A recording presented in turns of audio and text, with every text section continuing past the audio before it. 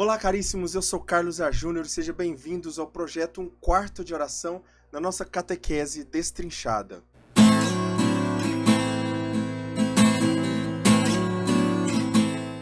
Hoje nós então encerramos o quarto mandamento de honrar pai e mãe.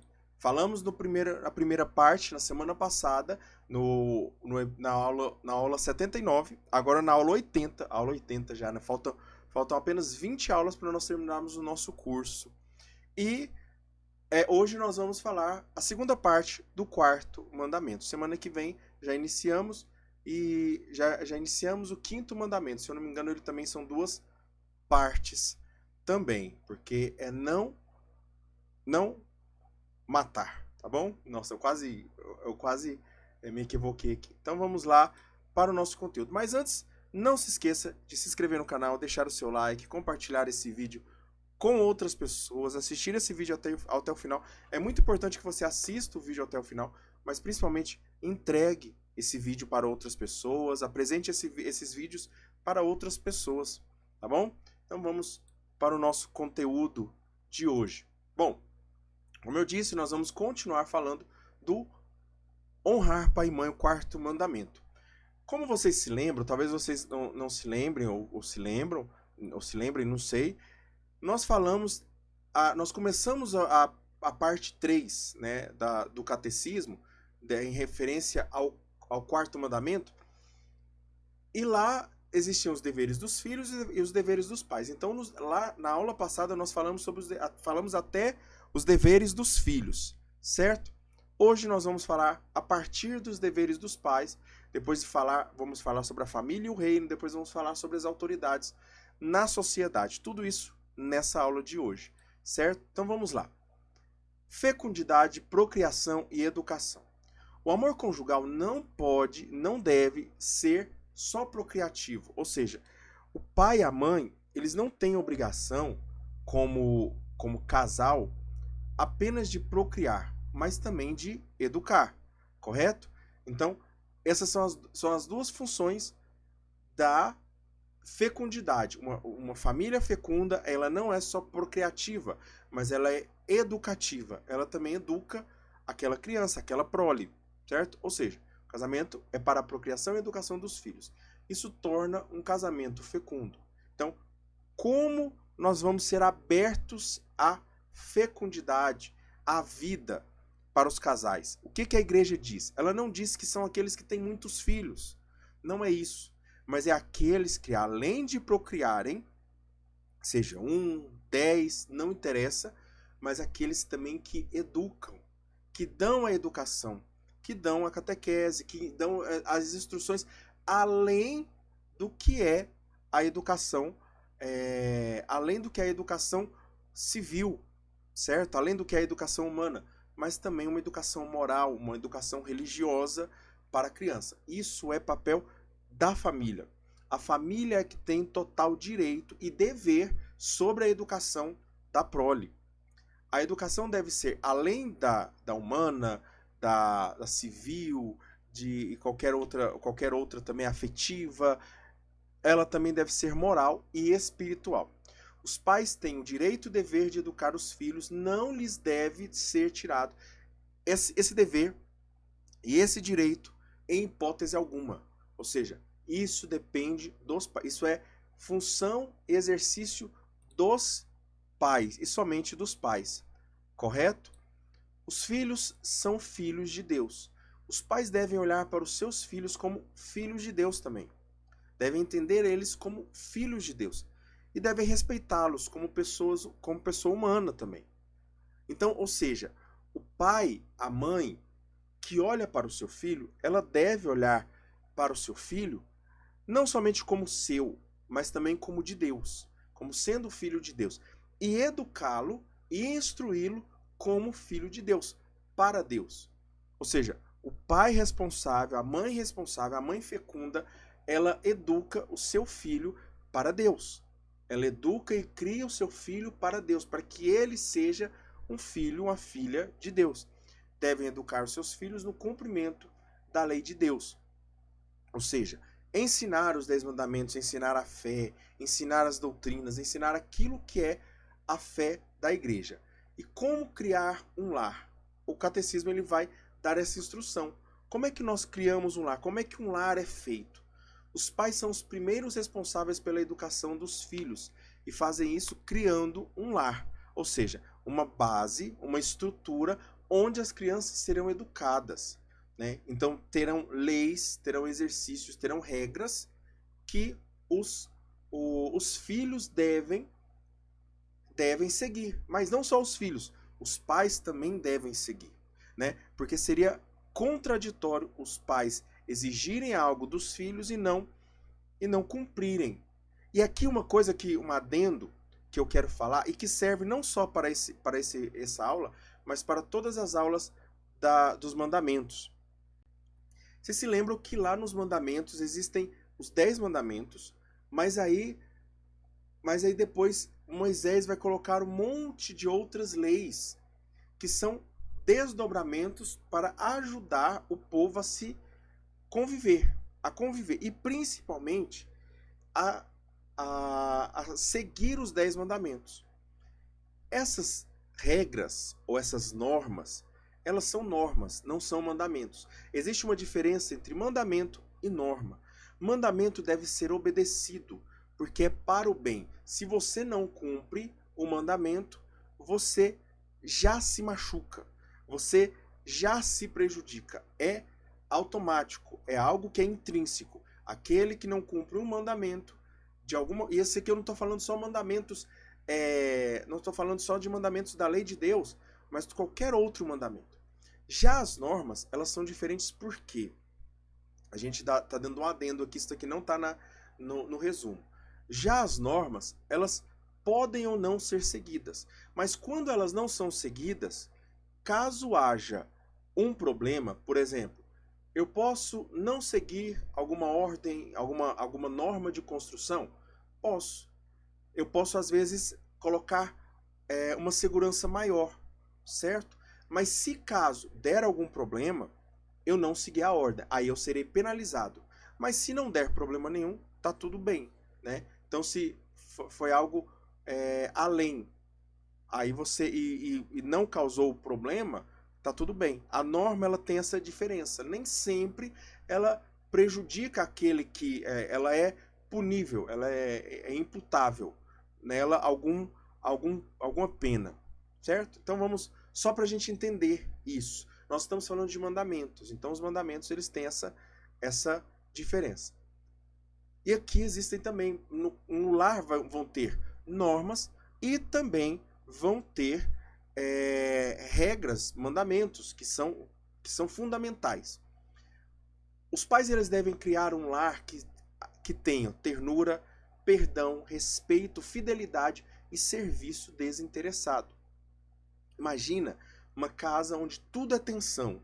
Ao invés de ser ternura, é tudo tensão. Ao invés de as pessoas se perdoarem, as pessoas vão começando guardando rancor um por um e vão crescendo com esse rancor. Os pais eles devem auxiliar os seus filhos a perdoarem, a aprender a perdoar e principalmente a perdoá-los.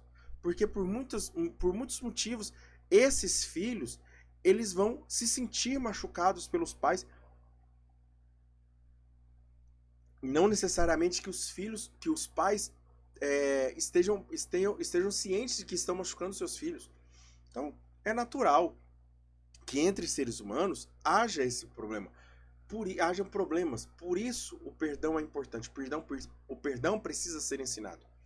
O respeito também precisa ser ensinado, tanto para os pais, como também entre os irmãos.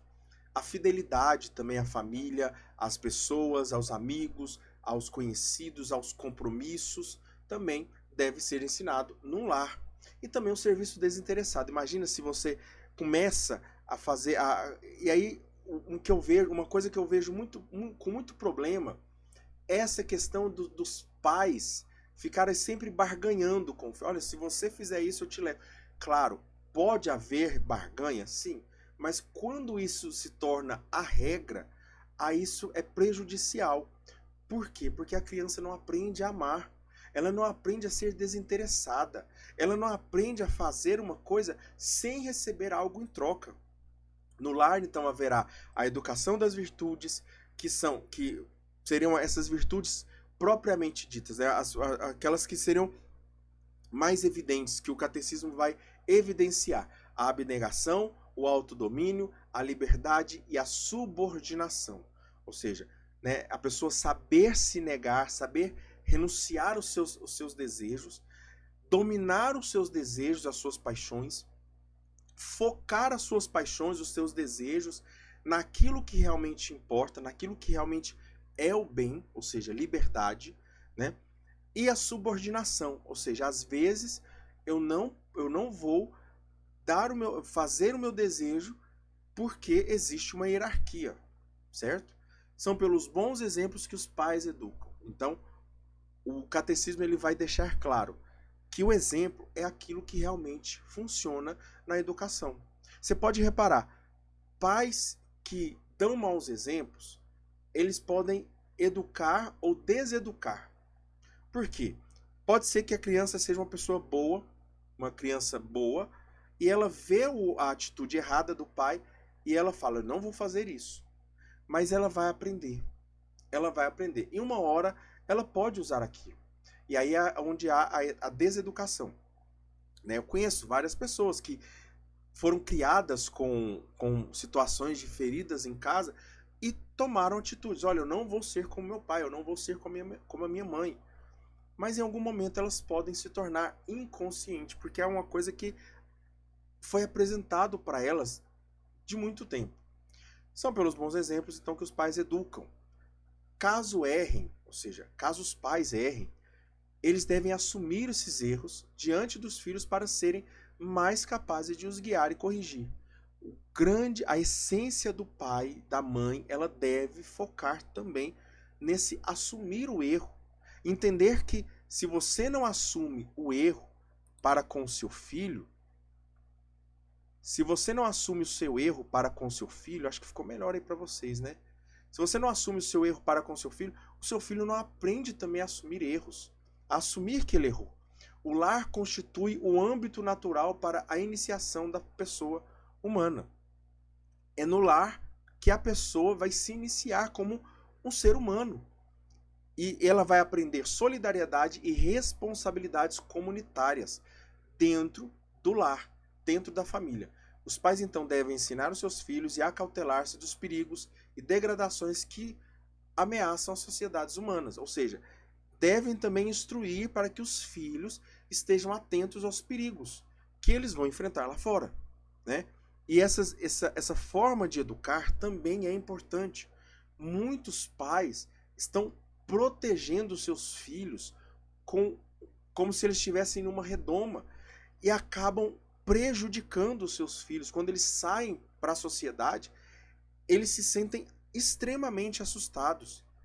E aí é que está o problema, um dos grandes problemas que a base de um dos grandes problemas da sociedade, que é a ansiedade. Pais que protegeram de... Eu não estou falando, obviamente, que pessoas... aconteceu por isso. Não. Eu estou dizendo que muitas pessoas que têm ansiedade pode ser causado por isso. Muitos jovens, eu trabalho em escola, muitos jovens estão com ansiedade por conta dos pais, que são medrosos. Eu já falei isso em algumas vezes, né? Quando uma mãe ela tem medo de barata, ela passa essa sensação para a criança. Então a criança ela vê, minha mãe que é maior do que eu, que é mais corajosa do que eu, ela tem medo desse bicho, então eu devo ter medo também.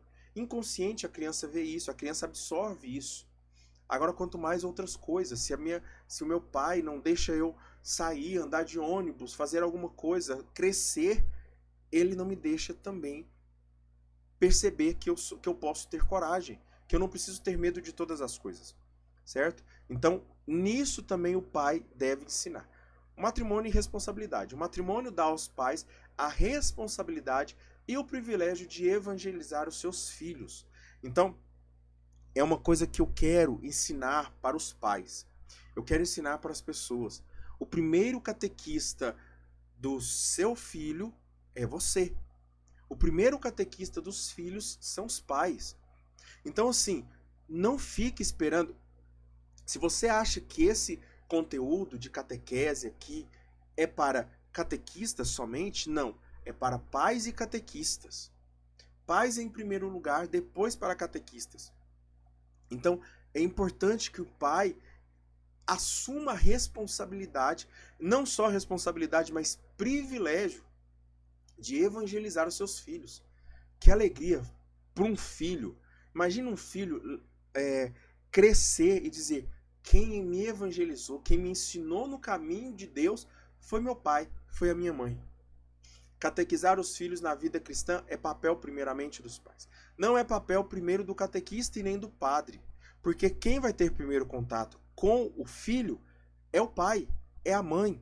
Então é ele que deve ensinar a fazer o sinal da cruz, a rezar o Pai Nosso, a rezar a Ave Maria, a rezar o terço, a rezar o credo, a ler a Bíblia. É o pai que deve ensinar. Mas como ele vai ensinar? Ensinando e pelo exemplo. Não só dizendo, mas fazendo. Os pais então devem, desde a primeira infância, iniciá-los nos mistérios da fé, associá-los à vida da igreja e alimentar as disposições afetivas. Iniciá-los nos mistérios da fé, ou seja, começar pouco a pouco, ensinando para eles. E aí, com o passar do tempo, nas dúvidas, é o pai que deve. Mas esse é o problema. As pessoas não têm conteúdo para passar para os seus filhos. Associá-los à igreja, ou seja, levá-los para a igreja, conduzi-los para a igreja e também alimentá-los afetivamente. A catequese familiar. Desde cedo os pais já devem introduzir os filhos na fé. Ao ajudarem-se mutuamente, fazem-no. Ou seja, quando os pais se ajudam, eles já começam a ensinar a caridade. O pai que ajuda a mãe nos serviços de casa, a mãe que ajuda o pai. Na verdade não é ajudar, a palavra ajudar aqui é errada. Né? Quando ele faz algo dentro de casa, o filho vê o pai fazendo, a mãe fazendo, ele se sente impelido. Se meu pai faz, a minha mãe faz, eu também tenho que fazer. Ele se sente impelido, né? E é ajudarem-se mutuamente. Quando o pai ajuda a mãe, quando o pai é carinhoso com a mãe, quando a mãe é carinhosa com o pai, o filho vê aquilo, o filho aprende isso. Pois o testemunho é mais eficaz que a palavra. A catequese familiar deve acontecer antes, durante e depois da catequese eclesial. Então existem duas catequeses, catequese familiar e catequese eclesial.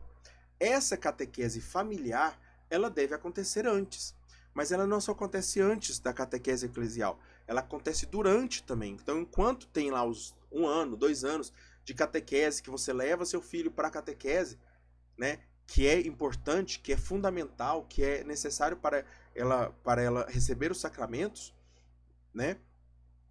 Mas enquanto você conduz o seu filho também na catequese, questionando, perguntando o que ele aprendeu, e também depois. O seu filho não vai ficar o resto da vida na catequese. Um dia ele sai e ele continua com você. Então você também deve continuar instruindo ele, mesmo após a catequese. Porque vão ter muitas dúvidas ainda após a catequese. Ele não consegue absorver tudo, infelizmente. Em 2 anos não dá para absorver, para uma criança absorver tudo. Com tanto de coisa que ele já está absorvendo, mas a catequese realmente não dá para absorver. O papel do catequista é dar o máximo para que a criança absorva o máximo também que ela consegue. Então os pais devem ensinar os filhos a rezar e também a descobrir a vocação deles. São 2 coisas. E aí, a rezar deve ser diário, deve ser cotidiano, deve ser natural da família rezar. A família tem que ter um dia da semana para rezarem juntos. E também descobrir a vocação. Como é que é esse descobrir a vocação? Muitas vezes vai ser pelo exemplo. Muitas vezes vai ser pelo exemplo. Eu descobri a minha vocação pelo exemplo dos meus pais. Pelo exemplo dos meus pais rezando, obviamente, percebendo isso já quando eu tinha uma maturidade, mas olhando para o exemplo deles. E os filhos também vão olhar isso. Mas principalmente também deve-se falar das vocações. Meu filho, o que você acha? Você já pensou um dia ser padre, um dia casar? O que você pensa? É incitá-los a isso, é instigá-los, é começar a dar o gostinho do sal ali para eles saberem o que é uma vocação. Os pais e os filhos devem então encontrar na paróquia o coração e a catequese, né? O coração da catequese, que é o quê? Melhor dizendo, a paróquia é o coração da catequese, para que ele possa ver essa vida litúrgica e essa catequese que é mais pontual. Não é uma catequese que você pode dar o tempo todo com o seu filho. Aqui, então, eu tenho a catequese que você dá o tempo todo, quando você está dentro do carro, de uma forma mais informal. Mas na catequese eclesial, você tem uma catequese privilegiada, ou seja, uma catequese que você está mais abrangente, certo? Os efeitos dos filhos nos pais. Os filhos são ocasião de crescimento e santidade para os pais. Quando os pais se doam, quando os pais se perdoam, quando os pais se entregam e quando os pais se amam. Então, o que os filhos vieram para fazer com os pais? Vieram ensinar, como Guilherme K2 gosta de falar, vieram ensinar você a não ser um bunda mole. A ser um pai e uma mãe que tenha postura, que seja um cristão de verdade. E o que é ser um cristão de verdade? É se doar, é se perdoar, é se entregar, é se amar. É isso. Então o perdão tem um papel importante, pois sempre haverá o que perdoar em qualquer família. Porque sempre haverão ofensas, querelas, injustiças, abandonos dentro das famílias. Sempre vão existir. A criança pode ser a melhor criança, a criança mais amada do mundo. Ela um dia vai se sentir abandonada pelos pais. E até natural que ela se sinta para que ela aprenda a ter uma independência. Crescerão em santidade, generosa e mutuamente na caridade. Então elas vão crescer na caridade e na santidade de forma generosa e mutuamente quando houver essa busca do perdão, da doação, da entrega e do amor, certo? Os pais serão sempre provedores dos filhos, provendo na primeira infância as necessidades físicas, ou seja, trocar as fraldas, dar comida, essas coisas, né, agasalhar, também as necessidades espirituais. Já ensinar desde cedo, já dar o exemplo desde cedo. Os pais continuarão provedores depois que o filho cresce, com respeito à dedicação, além das necessidades físicas, né, e das necessidades espirituais, também com respeito à dedicação e provendo a razão e a liberdade, ou seja, fazendo a criança pensar, fazendo a criança ser livre. Os pais então devem prover isso, não só prover as necessidades físicas e espirituais, mas também é prover a necessidade racional, a necessidade de liberdade da criança, a necessidade de respeito, aprender a respeitar e ser respeitada, aprender a se dedicar às coisas e ser dedicada também, né? Aprender a pensar, a ter razão, a ser racional e também a ser livre, certo? E deixar livre também. A escolha da escola. Quem tem direito de escolher a escola da criança são os pais ou os responsáveis. Então, os pais eles têm o direito de escolher. Não deve ser dado esse direito a ninguém além dos pais. Segundo as suas convicções, ou seja, então independente do pai. Nem a igreja pode falar, nem o grupo de oração pode dizer: ah, mas você não pode colocar o seu filho nessa escola porque essa escola é assim, assim, assim, assado. Não, quem manda na escola, quem manda na escolha da escola são os pais, certo? São os pais. Nem a igreja pode dizer onde os filhos vão ser colocados. Ah, mas você tem que colocar o filho na escola católica. Não, se o pai não quer colocar o filho na escola católica, ele não deve colocar. E tá tudo bem. E olha que eu trabalho em escola católica. Eu trabalho em escola católica, mas se ele não quiser, ele quem decide. Liberdade. Devem escolher uma escola que apoie na tarefa deles de educadores. Ou seja, quem é o educador dos filhos são os pais. A escola é um apoio para essa educação. O que é esse apoio? Ela vai ensinar aquilo que é básico, certo? Ela vai ensinar aquilo que é básico. Porém, né, quem é responsável pela educação são os pais. Entenda que quem é responsável pela educação não é a escola, mas sim os pais que a escolhem, certo? Os poderes públicos têm o dever de garantir este direito dos pais e de assegurar as condições reais do seu exercício. Ou seja, o pai, aliás, o governo, ele tem a obrigação de garantir que o pai possa escolher a escola que ele quiser. Claro, né? Obviamente, segundo as condições financeiras e tudo mais. Mas o governo é obrigado a falar, olha, eu tenho essa opção de escola para você. E eu tenho uma opção de escola boa. Eu preciso dar. O governo é obrigado a dar umas. Se ele dá, aí são outros 500. Né? Aí não é comigo. Mas o que o catecismo está dizendo é isso. O governo tem a obrigação de dar essa escolha. E quando os filhos se tornam adultos, os pais não escolherão para os seus filhos nem a profissão, nem o estado de vida. Lembra lá que eu disse que os pais podem instruir os filhos na vocação, podem instigá-los na educação, mas quando eles crescerem, é eles que vão decidir a profissão, o estado de vida, se vão casar, se vão ser padres, se vão ser o quê, que eles vão ser, se eles vão ser advogados, se eles vão ser médicos, se eles vão ser juízes, se eles vão vender picolé, são eles que vão escolher. Os pais também não devem constranger os filhos nas escolhas deles. Os pais não devem, então, constranger esses filhos. Certo? Então, é aquela coisa assim de ficar barganhando. Se você não fizer medicina, você não é mais meu filho, eu te deserdo, eu te tiro da escola. Sabe? Eu tô sendo exagerado, mas você sabe que existe isso. Você sabe que mas você não vai fazer a mesma profissão que seu pai. Não, ele não é obrigado. Ele não é obrigado. Quando o filho se torna adulto, ele não é obrigado. Mesmo quando adolescente, se ele está procurando, se ele está fazendo uma escolha para o seu futuro, é ele quem deve escolher. É ele quem deve escolher essa sua profissão. Mesmo que ele ainda não seja um adulto. Ele está escolhendo a sua profissão para o futuro.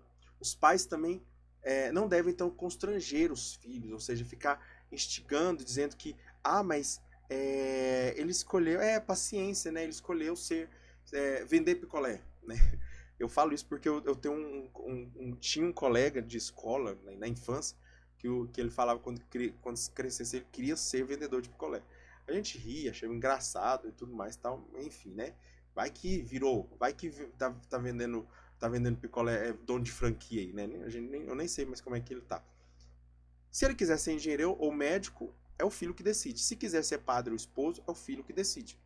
Mas os pais podem dar conselhos e opiniões ponderadas, ou seja, isso não significa que o pai tem que ficar inerte ali esperando o filho escolher. Ele pode ajudar, como pai, ele pode ajudar. E os filhos podem acolher também essas opiniões com respeito e confiança.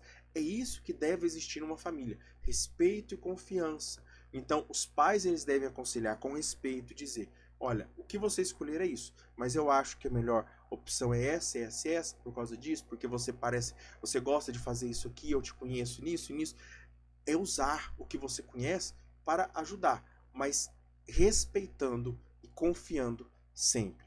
E aqueles filhos que não saem de casa, como fazer? O que acontece? Há aqueles filhos que não se casam por inúmeros motivos, né? Não saem de casa por inúmeros motivos. Eles podem, e é justo, por exemplo, que eles continuem em casa para cuidar dos pais ou dos irmãos, alguém que tenha necessidade, ou o pai quando tem necessidade, ou a mãe que tenha necessidade, às vezes de saúde, por conta de saúde. Então é lícito, é justo fazer isso, para se dedicar também exclusivamente a uma profissão. Existem profissões que é difícil a pessoa ter uma vida familiar, afetiva, e se ela escolhe isso, o catecismo também deixa livre para a pessoa escolher. Também por outros motivos válidos, que sejam motivos válidos, né? Por alguma abnegação, por algum sacrifício, por alguma exigência do momento. Ou a pessoa ela pode escolher, a criança, ou o filho, ele pode escolher não sair. Então não existe esse negócio de o filho depois de tantos anos ele tem que sair de casa. A igreja não ensina isso. O catecismo ele não ensina isso. Na verdade, ele por motivos justos é até legal e legítimo que o filho continue.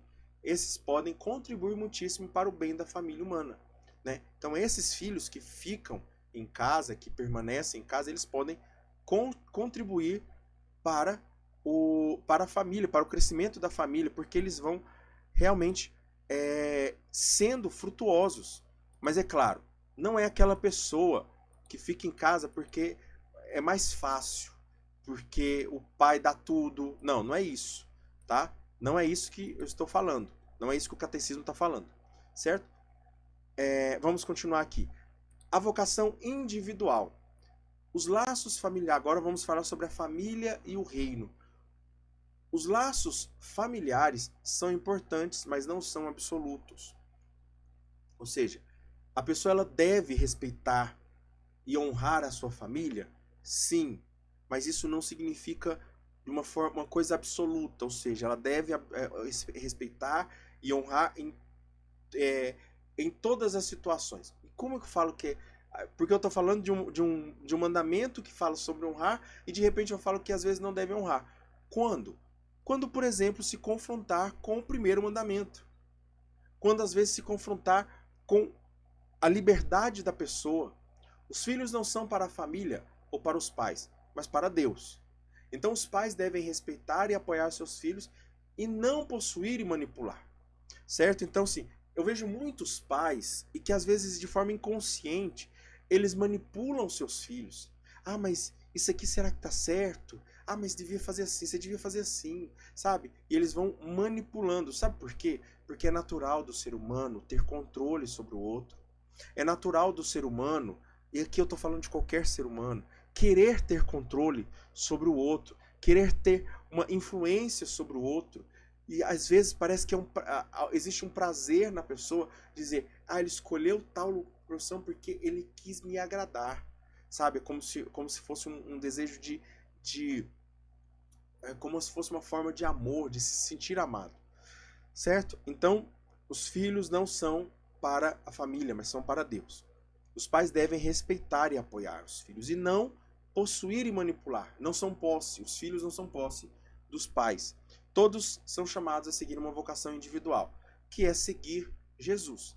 A única regra é seguir Jesus. São Mateus 10 vai dizer: quem ama o pai ou a mãe mais que a mim não é digno de mim. Quem ama o filho ou filha mais que a mim não é digno de mim. O que Jesus está falando aqui? Jesus está dizendo que quando existe um confronto, escolha Cristo, escolha Jesus, escolha Deus. Quando não existe um confronto, tudo bem. Quando concorre para o bem, quando a família concorre para o bem, tudo bem. Mas quando a família concorre contra o bem, aí não, certo? Aí deve ser escolhido Jesus, deve ser escolhido Deus. A família de Deus. Tornar-se discípulo de Jesus é aceitar o convite para pertencer à família de Deus. Então, participa bem de uma família, da família divina, da família de Deus, quem foi educado bem numa família da terra. Então, esse é o papel do pai. É educá-lo para que ele se torne um filho de Deus, ativo, fecundo, próspero. E eu falo próspero aqui no sentido espiritual, para viver em conformidade com a sua maneira de viver, ou seja, com aquilo que é a sua vocação, para que ele viva em conformidade, para que ele viva uma vocação bem. Já vi várias pessoas entrarem em vocação e terem problemas por conta de a forma como foram criados, como foram educados. E aí existe toda uma violência da pessoa, do indivíduo, para se adaptar a uma comunidade, a uma vocação, por conta de erros dos pais, na criação dos pais. Os pais então devem acolher e respeitar com alegria e ação de graças qualquer chamamento que o Senhor fizer aos seus filhos. E aí aqui são vários chamamentos. Pode ser um chamamento para a virgindade, para o celibato, pode ser para uma vida consagrada, pode ser para um ministério sacerdotal e pode ser para o matrimônio. Certo? Então, desde esses quatro fundamentos, aqui já falando sobre vocação, esses 4 fundamentos devem ser, os pais devem deixar abertos para que os filhos escolham a melhor opção para eles, correto? E aqui nós vamos então para a nossa última parte agora falando, além de falar sobre a família e o reino, ou seja, essa dinâmica entre a família e o reino, quando a família concorre para o reino ou quando a família concorre contra o reino de Deus. Quando ela concorre contra o reino de Deus, O reino de Deus está acima. Tanto é que, por isso que o catecismo coloca reino com R maiúsculo e família com R minúsculo. Porque o mais importante aqui é o reino. Certo? Agora nós vamos falar sobre as autoridades na sociedade civil. Passou uma moto aqui que vocês devem ter escutado aí, né? Enfim. Agora vamos falar sobre os governos. Porque nesse mandamento também se abrange o governo. Também se abrange as autoridades. E aqui, quando eu vou falar sobre essas autoridades na sociedade civil, vai parecer que eu estou falando só do governo. Mas eu estou falando sobre qualquer autoridade. Policiais, juízes, magistrados, também professores, educadores, padres, qualquer pessoa que esteja em um nível de autoridade sobre você, certo? Então agora aqui também inclui você, que já é adulto, que às vezes não tem mais seus pais, que não tem que fala assim, mas eu não tenho meus pais, eu não tenho necessidade mais de honrar. Tem sim, ainda tem. Existem pessoas, a não ser que você seja o Papa, você não tem ninguém. Porque eu acho que, humanamente falando, eu não consigo ver uma pessoa que não tenha uma autoridade. Todos têm. Todos têm. Acho que com exceção do Papa, talvez ele não tenha uma autoridade sobre ele. E realmente, a gente pode um dia falar sobre isso.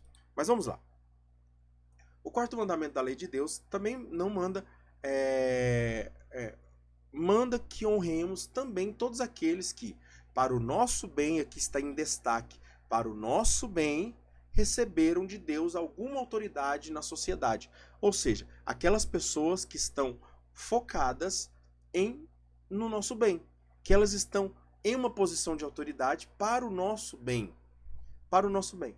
E este mandamento, então, vai esclarecer os deveres daqueles que exercem essa autoridade e os deveres daqueles que dela se beneficiam, daqueles que participam dessa autoridade, que são subordinados a essa autoridade, a essas autoridades, né? Mas aqui entenda o seguinte, a autoridade, ela não é por uma autoridade somente, para que uma pessoa se sobreponha a outra, mas para que aquela pessoa sirva para o bem das outras. Então a autoridade, ela está aqui, ela governa, não porque ela é melhor do que ninguém, mas porque ela está para servir alguém. E isso é que os políticos, eu estou gravando no dia da eleição, né? No dia do segundo turno. Muitas regiões do país estão tendo esse segundo turno. E aí, os governadores, os políticos, eles não entendem isso, que eles estão ali naquela posição para o bem do povo. Eles não entendem e viram uma briga que parece que eles estão defendendo um ponto de vista. E o ponto de vista é o ponto do povo, é o ponto do bem do povo, do bem do indivíduo também, certo? Então, quais são os deveres das autoridades e quais são os deveres dos cidadãos, certo? Quais são os deveres das autoridades? Então, as autoridades e seus exercícios. O que são as autoridades? Bom, guiados pela passagem de Mateus 20, 26, a igreja ensina que toda autoridade é serva dos menores, certo? Então, ela não veio para ser servida, mas para servir. Quem quiser entre vós se tornar grande, será vosso servo. Ou seja, os grandes são para servir. A igreja, ela vai ensinar, e o próprio Jesus vai ensinar, a igreja ensina porque o próprio Jesus ensina. Os grandes são servos. Os grandes são servos. Eles são maiores, então eles devem servir os menores. Eles devem proteger e cuidar e zelar dos menores. E não oposto. Não oposto, infelizmente. Eu sei que isso é utopia, que ainda não acontece, mas pode um dia acontecer. A igreja, ela ensina isso, ela deve ensinar isso. São prestadores de serviço. Então, os políticos, os médicos, os juízes, os policiais, eles são prestadores de serviço. E aqui eu não estou falando que você deve impor isso, né, para o policial, para o político e tudo mais, mas é o policial que deve se impor isso, saber que ele está ali para servir o povo. A autoridade, então, deve ser regulada pela origem de Deus, ou seja, ele saber que a posição de autoridade dela veio por conta de uma autoridade divina. Deus que deu. Deus que deu. A origem dessa autoridade é de Deus. Pela natureza racional, ou seja, porque é importante para praticar a justiça. Então, você tem uma posição porque a justiça precisa ser praticada. E aqui a justiça social, a justiça distributiva, distribuir os bens, distribuir os recursos e tudo mais. A justiça também, para que haja segurança, para que tudo aquilo que é papel da própria autoridade fazer para que chegue no indivíduo. E pelo objetivo específico, que é para fazer o bem. Ninguém pode mandar ou instituir o que for contrário à dignidade das pessoas e à lei natural. Ou seja, um prestador de serviço, ou seja, uma autoridade, né, aqui a gente pode mudar a palavra autoridade para um prestador de serviço. Esse prestador de serviço, que é uma autoridade, ele deve, tá vendo? Isso buga a nossa cabeça, né? Isso buga a nossa... É tão humano essa inversão de valores, dos valores que não são evangélicos, que o valor evangélico é dizer o que é grande deve servir. E aí é tão importante que a autoridade ela não pode fazer leis que sejam contrárias à dignidade da pessoa. Que sejam contrárias à dignidade da pessoa. Cada exercício de uma pessoa com autoridade deve ser para manifestar uma justa hierarquia de valores. Então, como é que ela vai exercer? Exercendo uma justa hierarquia de valores. Dizendo, olha, existem valores que estão aqui e valores que estão aqui. E deve continuar assim. Não deve haver uma inversão de valores entre. E as autoridades elas devem zelar e corroborar para que isso mantenha-se. Facilitar a liberdade e a responsabilidade de todos. Ou seja, algo que impede a liberdade do outro é a sociedade, é a autoridade, melhor dizendo, é a autoridade que deve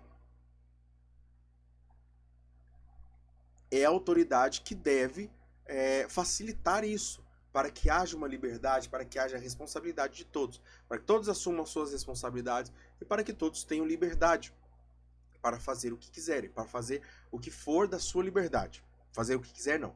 Fazer o que for da sua liberdade, ou seja, na sua liberdade, não incomodar e ser responsáveis. Exercer também a justiça com sabedoria. Né? E aqui, o exemplo de Salomão, que pede, ao invés de riquezas, ele pede sabedoria. Né? E assim, para quê? Para ser justo com as pessoas. Para ser justo. Ele não pede justiça para ser justo. Ele pede sabedoria para ser justo. Porque às vezes ser justo não é suficiente. Não é suficiente. Quem vai assistir, por exemplo, Sheldon não, é The Big Bang Theory, que é o episódio, o seriado que tem o Sheldon Cooper e tudo mais, tem outros personagens lá. Mas vocês lembram que o Sheldon, para quem já viu, o Sheldon é uma pessoa extremamente justa. Mas ele não é uma pessoa sábia. Muitas coisas a cabeça dele buga, ele perde, por mais que ele tenha uma justiça social, mas é algo que foi colocado por conta da situação, né, de vida dele. Levar em conta também as necessidades e contribuições de cada um, ou seja, aquilo que o outro precisa e aquilo que o outro dá. Então, tanto aquilo quanto ele tem que receber, quanto aquilo ele tem que dar, né? Não se deixar levar pelas tentações do cargo, porque existe. Infelizmente, né, aqui a gente não precisa falar mais sobre isso. Aqui se existe algo que é tentado são os políticos. E aí nós vamos falar sobre os poderes políticos agora. Certo? Os poderes políticos, então, os poderosos eles são obrigados, os políticos eles são obrigados a respeitar os direitos fundamentais da pessoa humana. Eles administrarão a justiça com humanidade, certo? Então, como eu disse, não basta ser justo, é preciso ser humano, é preciso ser humano, é preciso olhar a fraqueza do outro, a necessidade do outro, o que realmente levou o outro a fazer aquilo, ou a viver aquilo. Respeitarão o direito de cada um, de cada qual. Ou seja, todos têm direitos e todos merecem ser respeitados. Os direitos políticos inerentes à cidadania podem e devem ser reconhecidos conforme as exigências do bem comum. Não podem ser suspensos pelos poderes políticos sem motivo legítimo e proporcionado. Ou seja, em algum momento, o governo ele pode suspender? Pode, por motivos legítimos e proporcionados.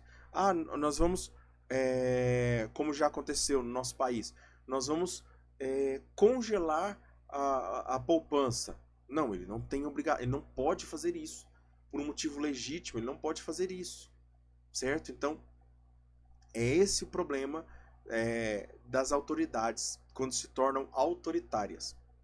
O exercício dos direitos políticos orienta-se para o bem comum da nação e da comunidade humana. Então é para o bem comum. É para o bem comum que eles devem se orientar. Bom, agora vamos ver os deveres dos cidadãos. Já vimos os deveres das autoridades, agora vamos ver os deveres dos cidadãos.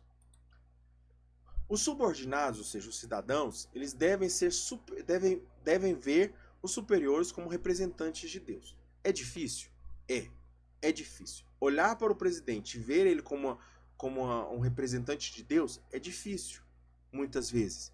Mas nós precisamos entender que tudo concorre para o bem dos que amam a Deus. Então, mesmo que esteja o político que você não quer que esteja lá, aceite como prova de Deus, como um representante de Deus. Por mais que ele não seja uma pessoa de Deus, ou por mais que ele não seja uma pessoa que fale de Deus, ou por mais que ele não seja uma pessoa que transpareça Deus, ou que siga as coisas de Deus. Certo? Ainda assim, a autoridade que tem nele foi dada por Deus. Essa subordinação não significa que devem aceitar tudo, tá? Então, mas quer dizer que, então eu vou aceitar porque é de Deus, porque é Deus que colocou. Não, calma, não é assim não.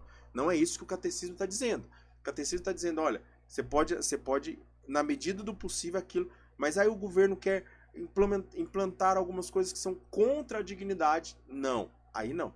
Tem direito e dever. Aí nesses casos, onde o governo está se tornando autoridade, o cidadão ele não só tem o direito, não só tem o dever, não só tem o direito, mas o dever de reclamar quando perceber alguma injustiça ou indignidade, alguma coisa, alguém perdendo a dignidade, alguém sendo injustiçado, ele deve reclamar. Então, o cidadão deve colaborar com os poderes civis para o bem da sociedade, um espírito de verdade, justiça, solidariedade e de liberdade. Então, existe essa contribuição. O homem, o civil, o cidadão, ele deve ajudar o outro a viver a verdade, a justiça, a solidariedade e a liberdade. O amor e o serviço da pátria, ou seja, os serviços militares, derivam do dever de gratidão e da ordem da caridade. Ou seja, não só por gratidão ao meu país, por ter nascido aqui, por ter crescido aqui, por ter sido protegido por 18, 19 anos da minha vida, agora eu vou retribuir. Entende? Eu vou retribuir. O homem, principalmente, ele deve, no nosso país, ele deve se alistar aos 18 anos. Ele é obrigado a se alistar. Certo? E aí, por uma questão de gratidão, mesmo que ele não seja pego, mesmo que ele não queira ser pego, mesmo que ele queira fazer outra coisa.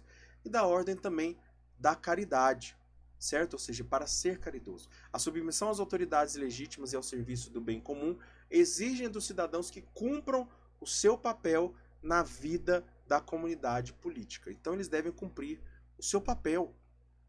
Então essa submissão ela está incorporada nesse cumprimento do papel. A submissão para o bem comum. Por que o cidadão deve se submeter? Também pelo mesmo motivo que a autoridade ela deve governar, para o bem comum. Então, tanto o governo manda por conta do bem comum, exige ou exerce autoridade para o bem comum, quanto o cidadão se submete para o bem comum. E aí aqui entra a questão de pagar impostos, de exercer o direito de voto e de defender o país, certo? Então é uma obrigação pagar os impostos, exercer o direito de voto e defender o seu país. A nação e os imigrantes, eles também se abrangem nessa relação aqui. Os imigrantes. O quarto mandamento também fala dos direitos e deveres entre as nações e os imigrantes. Deveres das nações em relação aos estrangeiros. O que uma nação ela deve fazer para o estrangeiro? Ela deve, olha aqui, o que o catecismo vai dizer? Acolher o estrangeiro que busca segurança. Não é aquele estrangeiro que busca trazer a insegurança, tá? Então, aí que tá. Por isso que alguns países, eles exigem, eles têm uma postura diferente de segurança quanto as outras para dar um passaporte, alguma coisa assim. Acolher o estrangeiro que busca recursos vitais, ou seja, ele não tem o que comer no país dele, ele não tem como viver no país dele, tá tudo ruim, tá tudo caro, né? A família dele tá morrendo de fome. Então, as nações vizinhas, as nações a qual ele recorre, devem acolher esse estrangeiro. Velar pelo respeito do direito natural. O que é esse direito natural? Direito à vida, direito à alimentação, à educação, à moradia, a ter segurança. Proteger o estrangeiro em suas terras. Proteger, então, o estrangeiro em suas terras. Ou seja, também ajudar com que lá no país dele, mesmo lá no país dele, ele seja protegido. Por isso que existem alguns países, como os Estados Unidos, por exemplo, que interferem, né? Para quê? Não para que, para que a pessoa se torne imigrante, mas para que a pessoa ela continue morando na sua casa, na sua nação, E agora também os direitos das nações em relação aos estrangeiros, né? Nós falamos dos deveres, agora nós falamos sobre os direitos. O que eles podem fazer? Eles podem impor limites à imigração, tendo em vista o bem comum, ou seja, os que estão aqui dentro, eles precisam ser protegidos. E aí eu preciso pôr condições, colocar condições que evite que proteja os meus cidadãos.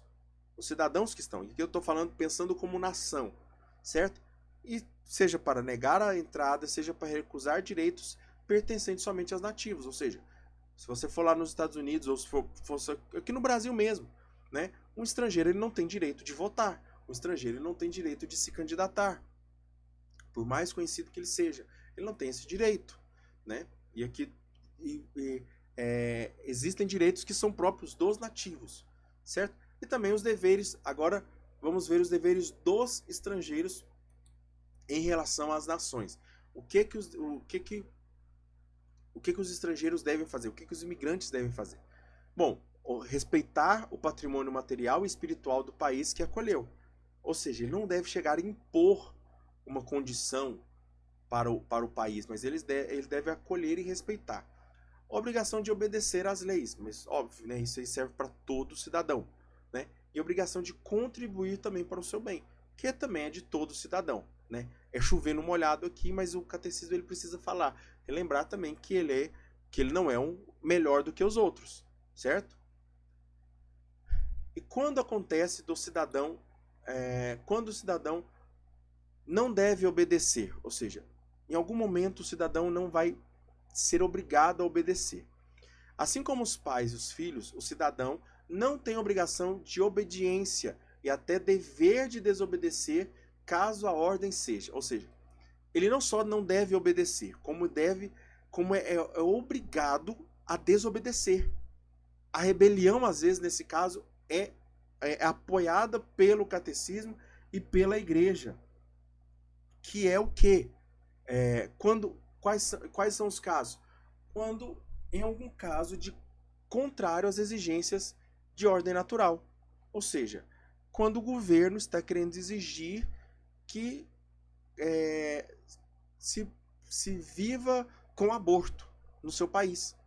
Então ele deve desobedecer. Contrários também aos direitos fundamentais da pessoa, as leis de liberdade, de respeito, de igualdade, de justiça. Então deve ser desobedecido. Contrários também aos ensinamentos do Evangelho.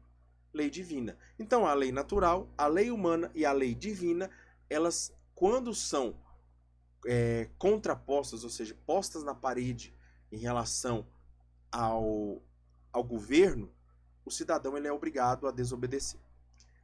A recusa dessa obediência às autoridades civis, nesses casos, tem a justificação na distinção entre o serviço de Deus e o serviço da comunidade política.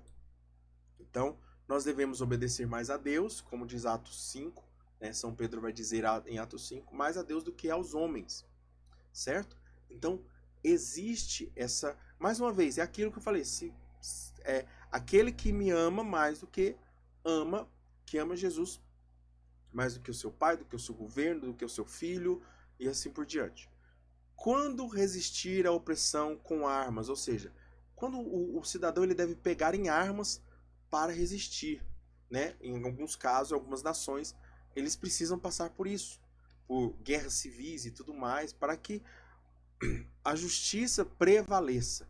Só deve recorrer às armas em caso de resistência à opressão do poder político, senão nas seguintes condições. Nas seguintes condições, né? Nas seguintes condições.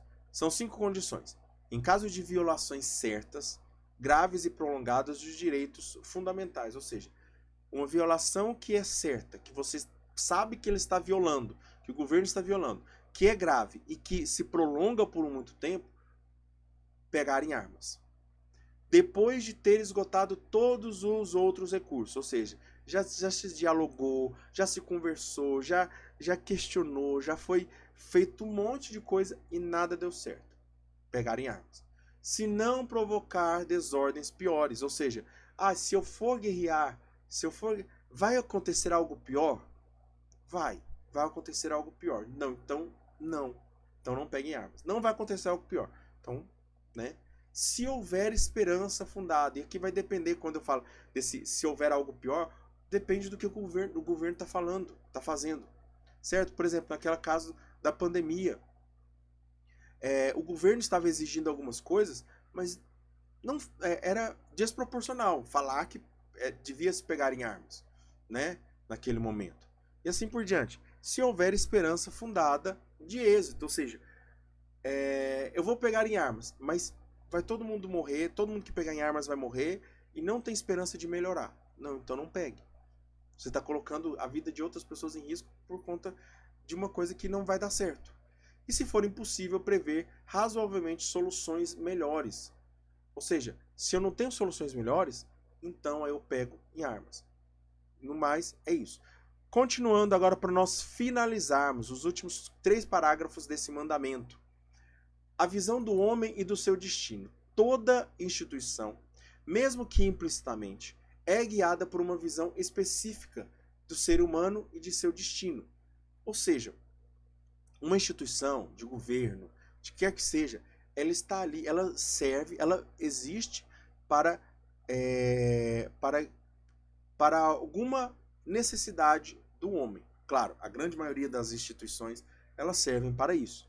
A maioria das sociedades reconhece uma certa preeminência do homem sobre as coisas, mas é somente a religião, mas é somente na religião revelada que claramente identifica em Deus, tanto Criador quanto Redentor, a origem e o fim último do ser humano.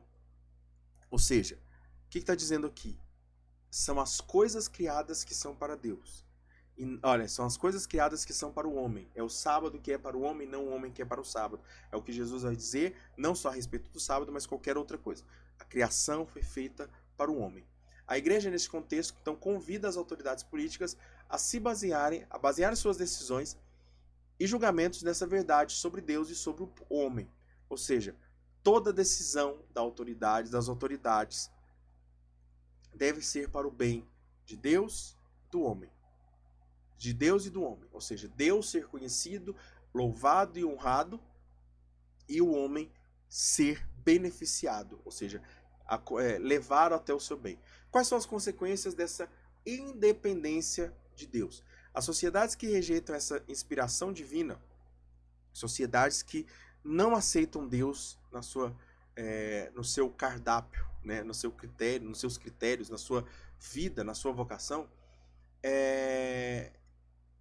de uma suposta independência em relação a Deus, acabam buscando nas próprias ideologias ou em si mesmas suas referências. Então existe um ensimesmamento, né, se enchendo de si muitas vezes. Ao não admitirem um critério objetivo do bem e mal, tais sociedades podem cair em formas de poder totalitário, seja de forma explícita ou oculta, como demonstrado pela história. Muitas vezes a gente já viu, né, pessoas que deixaram Deus de lado, tiraram Deus, e a nossa sociedade parece que ela está focada nisso, em tirar Deus de lado, em deixar Deus de lado, em deixar o homem de lado, em diminuir o valor do homem, de Deus e todas as coisas boas de lado, né? Só que quando você tira isso, você tem que colocar algo no lugar. E esse é o problema, quando você coloca algo no lugar que não tem o valor suficiente para aquilo, muitas vezes esse poder, ele engole a pessoa e a pessoa fica cega, né? É por isso que aconteceram vários poderes totalitários que, durante toda a história. Foi isso. Foi uma cegueira generalizada. E qual é a missão da igreja em relação a isso? A igreja, então, ela, embora distinta das estruturas políticas, ou seja, ela não está nas estruturas políticas, é um sinal da dignidade transcendente da pessoa humana. Ou seja, a igreja está ali falando: você é de Deus, você é de Deus, você é de Deus o tempo todo. A igreja deve ser essa luz que ilumina e diz: Deus está aqui, Deus está no meio de nós, Deus se encarnou, é Jesus que veio. A igreja, então, ela está aqui. Ela deve, então, respeitar e promover a liberdade política. O nosso padre hoje ele estava falando na missa: gente, votem, não deixem de votar, exerça o seu direito. E assim, é isso que a igreja deve fazer. A igreja não deve apontar para um político ou outro. A igreja deve apontar para o bem. A igreja deve apontar para o bem. Ela deve iluminar o bem, certo? Ela deve dar essa luz para o bem da sociedade, correto? Então é isso, gente. Entenda que é para o bem do ser humano. Para o bem do ser humano que toda essa autoridade, que toda essa honra aos pais, às autoridades, elas existem, certo? Não é por um capricho de Deus, porque Deus quer ordenar somente, né? Não é só isso. É por uma ordem, mas também é para a ordenação do bem. Não é só para uma ordenação estrutural, uma ordenação física, mas uma ordenação espiritual, para que o homem tenha estrutura para procurar a Deus. É isso? Então, não se esqueça de se inscrever no canal, deixar o seu like, compartilhar esse vídeo aqui e para eu saber que você assistiu o vídeo até o final, comenta aqui a palavra benefício, né? Que é sobre isso, sobre essa honra que nós devemos ter, mas é para o bem, esse benefício do homem e da sociedade, do indivíduo, do bem comum, que deve existir todo esse mandamento. Louvado seja o nosso Senhor Jesus Cristo, para sempre seja louvado. Tudo por Jesus e nada sem Maria. Fiquemos selados na proteção desse Deus que é Pai, Filho e Espírito Santo. Amém. Deus abençoe a sua vida.